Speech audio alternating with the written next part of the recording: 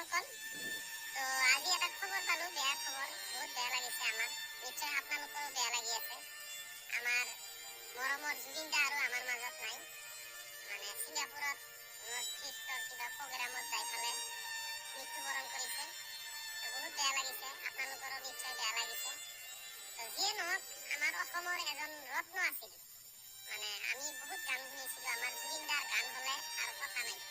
মানে জুবিন দা এনেকুৱা এটা মানে গায়ক আছিল, যি মানুহে মানে জুবিনদাৰ ভাষা, আমাৰ অসমীয়া ভাষা বুজি নাপায়, সিও আমাৰ জুবিনদাৰ গান শুনিলে অলপ সময় মানে তাৰ মানে হৃদয়টো চুই গৈছিল।